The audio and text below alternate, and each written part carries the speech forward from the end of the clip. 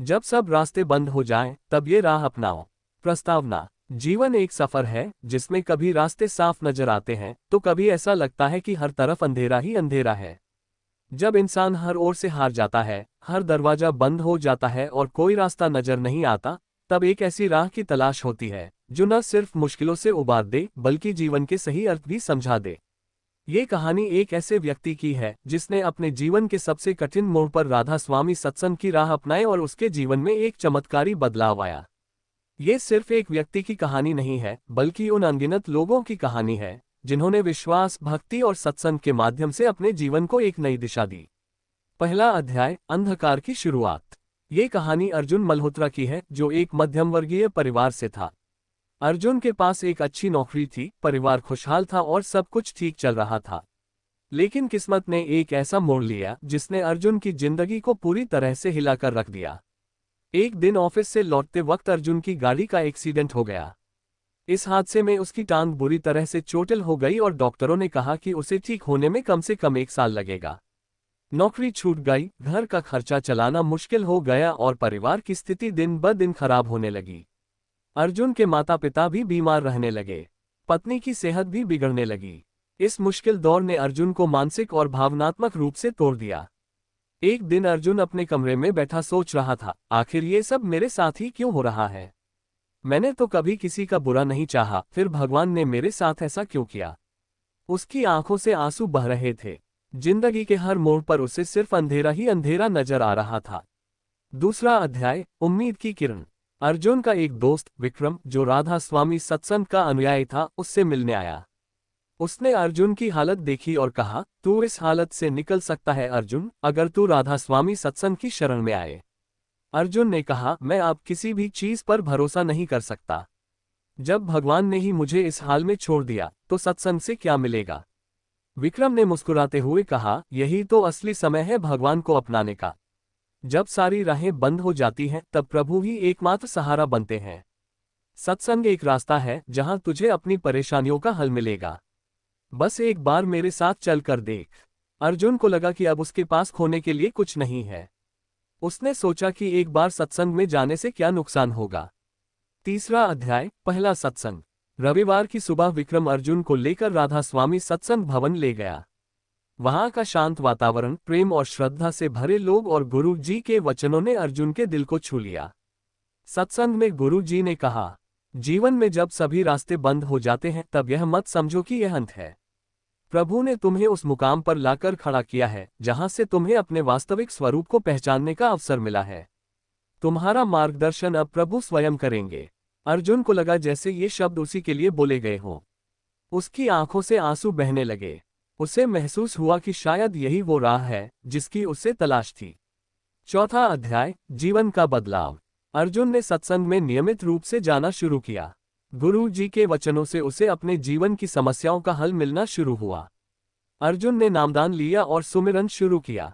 धीरे धीरे उसकी मानसिक स्थिति सुधरने लगी। एक दिन उसे एक नौकरी का ऑफर मिला। उसने उसे स्वीकार कर लिया और जल्द ही उसकी आर्थिक स्थिति भी सुधरने लगी। अर्जुन के माता पिता की सेहत भी बेहतर होने लगी। उसकी पत्नी भी स्वस्थ हो गई।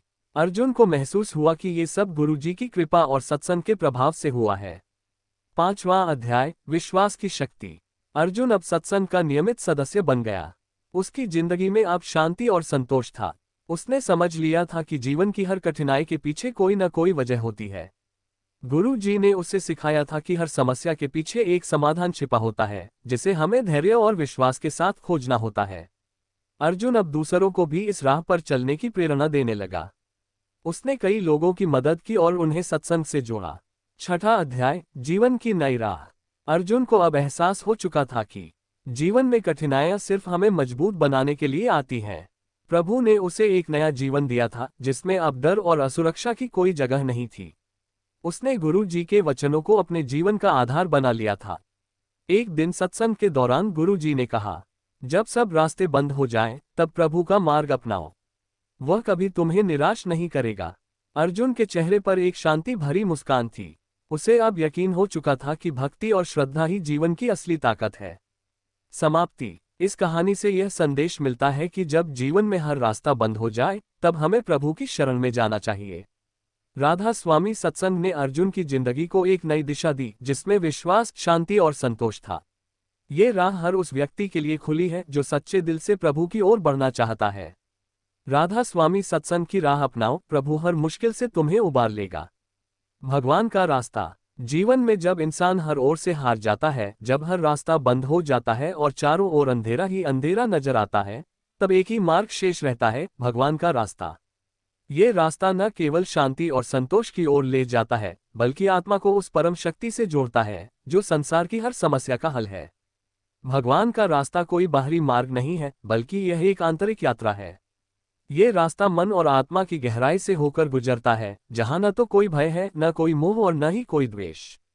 यह एक ऐसा मार्ग है जो व्यक्ति को उसके सच्चे स्वरूप से परिचित कराता है और उसे अहंकार, लालच और दुख से मुक्त करता है। जब इंसान भौतिक सुखों में उलझा रहता है, तब उसे इस रास्ते का आभास नहीं होता। लेकिन जब जीवन कठिन मोड़ पर आ खड़ा होता है, जब हर दरवाजा बंद हो जाता है और हर कोशिश असफल हो जाती है, तब भगवान की पुकार सुनाई देती है। यही वह क्षण होता है जब इंसान को ये समझ में आता है कि असली समाधान दुनिया के बाहर नहीं, बल्कि उसके भीतर छिपा हुआ है। भगवान का रास्ता कैसे अपनाएं? श्रद्धा और विश्वास। भगवान का रास्ता अपनाने के लिए सबसे पहले मन में श्रद्धा और विश्वास जरूरी है। जब हम यह मान लेते हैं कि भगवान ही हमारे जीवन के मार्गदर्शक हैं, तभी हम उनके रास्ते पर चल सकते हैं। सत्संग और भजन। सत्संग में जाना और भजन कीर्तन करना भगवान से जुड़ने का सबसे सरल तरीका है। सत्संग के माध्यम से गुरु के वचन और प्रभु के नाम का सुमिरन हमें आंतरिक शांति प्रदान करता है। नाम जप और ध्यान। भगवान का नाम जपना और ध्यान लगाना मन को एकाग्र करता है। जब हम पूरी निष्ठा और समर्पण के साथ भगवान के नाम का स्मरण करते हैं, तब हमारी आत्मा भगवान से जुड़ने लगती है। सेवा और परोपकार। भगवान के मार्ग पर चलने का अर्थ केवल पूजा पाठ करना ही नहीं है, बल्कि दूसरों की सेवा करना भी है। जब हम निस्वार्थ भाव से दूसरों की मदद करते हैं, तब हम भगवान के और करीब आ जाते हैं। धैर्य और समर्पण। भगवान के रास्ते पर चलना आसान नहीं होता। इसमें कई बाधाएं आती हैं, लेकिन धैर्य और समर्पण के साथ जो व्यक्ति इस मार्ग पर चलता है, उसे निश्चित ही सफलता मिलती है। भगवान के रास्ते पर चलने के चमत्कार। अर्जुन नाम का एक युवक जब जीवन के कठिन दौर से गुजर रहा था, तब उसने भगवान के मार्ग को अपनाया।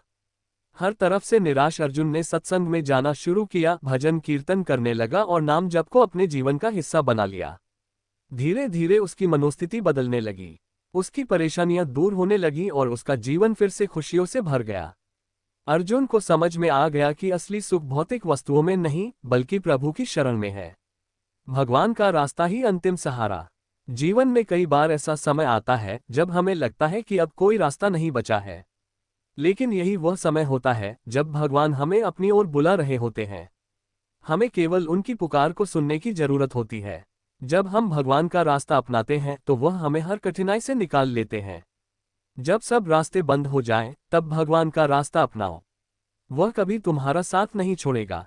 राधा स्वामी विचार। राधा स्वामी मत एक आध्यात्मिक मार्ग है जो आत्मा की मुक्ति, सत्य की खोज और परमात्मा से मिलन पर आधारित है। इसके अनुयायी प्रेम, भक्ति, सेवा और सुमिरन के माध्यम से जीवन के परम सत्य को प्राप्त करने का प्रयास करते हैं। राधा स्वामी विचारों का मूल आधार यह है कि मनुष्य का अंतिम लक्ष्य आत्मा का परमात्मा से मिलन है और इस मार्ग को पाने के लिए सद्गुरु की शरण आवश्यक है। राधा स्वामी विचार हमें भक्ति, सेवा, सच्चाई और सुमिरन का मार्ग अपनाने की प्रेरणा देते हैं। राधा स्वामी विचारों के मुख्य सिद्धांत। नाम सुमिरन, प्रभु का स्मरण। राधा स्वामी मत के अनुसार प्रभु का नाम सबसे शक्तिशाली और पवित्र है। नाम जप के माध्यम से मनुष्य की आत्मा शुद्ध होती है और उसे परमात्मा की शरण प्राप्त होती है। सद्गुरु द्वारा दिया गया नाम आत्मा को आध्यात्मिक शक्ति प्रदान करता है। सद्गुरु की शरण। राधा स्वामी विचार के अनुसार मनुष्य को सच्चा मार्गदर्शन एक पूर्ण सद्गुरु ही दे सकता है। सद्गुरु ही वह शक्ति है जो आत्मा को भटकाव से निकालकर प्रभु के मार्ग पर ले जाता है। गुरु का मार्गदर्शन आत्मा को परमात्मा से जोड़ने में सहायक होता है। भक्ति और प्रेम। प्रेम और भक्ति राधा स्वामी मत का मूल आधार है। परमात्मा की प्राप्ति केवल प्रेम और भक्ति के द्वारा ही संभव है। जब मनुष्य सच्चे प्रेम और समर्पण के साथ प्रभु की भक्ति करता है, तो उसे अपने जीवन की सच्ची दिशा मिलती है। आत्मा का शरीर से अलग अस्तित्व। राधा स्वामी विचार के अनुसार आत्मा अमर है और यह शरीर नश्वर है। शरीर केवल आत्मा का एक माध्यम है। मृत्यु के बाद आत्मा परमात्मा से मिल सकती है, यदि मनुष्य ने जीवन में सच्चे मार्ग का पालन किया हो। सत्संग का महत्व। सत्संग का अर्थ है सत्य यानी सत्य का संग। राधा स्वामी विचारों के अनुसार सत्संग में बैठने और गुरु के वचनों को सुनने से आत्मा शुद्ध होती है और मन को शांति मिलती है। सत्संग मनुष्य को सांसारिक बंधनों से मुक्त करता है। सेवा और त्याग। राधा स्वामी विचार सेवा और त्याग को बहुत महत्व देते हैं। निस्वार्थ भाव से दूसरों की सेवा करने से मनुष्य के अहंकार का नाश होता है और आत्मा शुद्ध होती है। सेवा से मनुष्य के भीतर दया, करुणा और प्रेम का संचार होता है। राधा स्वामी विचारों का सार। राधा स्वामी मत यह सिखाता है कि संसार एक माया है और मनुष्य का असली उद्देश्य आत्मा को इस माया से मुक्त करके परमात्मा से मिलाना है। इसके लिए सद्गुरु की शरण, नाम जप, भक्ति, सेवा और त्याग आवश्यक है। राधा स्वामी विचार हमें सिखाते हैं कि जीवन में सुख दुख केवल शरीर और मन के अनुभव हैं, लेकिन आत्मा का असली सुख प्रभु की शरण में है। प्रमुख राधा स्वामी विचार। नाम ही सच्चा धन है, इसे जितना जपो उतना सुख मिलेगा। सच्चा प्रेम वही है जो बिना स्वार्थ के प्रभु के चरणों में समर्पित हो। संसार एक सपना है, असली जागृति प्रभु के नाम में है। सद्गुरु की शरण में आकर ही आत्मा को शांति और मुक्ति मिलती है। प्रभु की राह पर चलने के लिए भक्ति, सेवा और सुमिरन का सहारा लो। राधा स्वामी विचारों का जीवन पर प्रभाव। राधा स्वामी विचार व्यक्ति के जीवन को एक नई दिशा देते हैं। जब मनुष्य भौतिक सुखों और संसार के मोह से दूर होकर भक्ति और सेवा के मार्ग पर चलता है तो उसके जीवन में सुख, शांति और संतोष का संचार होता है। मन के विकार जैसे क्रोध, अहंकार, ईर्ष्या और द्वेष समाप्त हो जाते हैं और मनुष्य के भीतर प्रेम, दया और करुणा का विकास होता है। राधा स्वामी विचार हमें ये सिखाते हैं कि जीवन का असली सुख भौतिक चीजों में नहीं, बल्कि आत्मा के परमात्मा से मिलन में है। जब हम गुरु के बताए मार्ग पर चलते हैं और पूरी निष्ठा के साथ नाम जप और सेवा करते हैं, तब हमें जीवन के हर मोड़ पर सफलता और शांति मिलती है। समाप्ति। राधा स्वामी विचार हमें एक ऐसा मार्ग दिखाते हैं जो जीवन के हर दुख और हर समस्या का समाधान है। यह विचार हमें सिखाते हैं कि भक्ति, सेवा और सत्संग के माध्यम से ही आत्मा को परमात्मा की शरण मिल सकती है। जब संसार के सभी रास्ते बंद हो जाएं, तब राधा स्वामी के मार्ग पर चलो, यही सच्चा सुख और शांति का मार्ग है। राधा स्वामी नाम जपो, हर मुश्किल से पार हो जाओगे।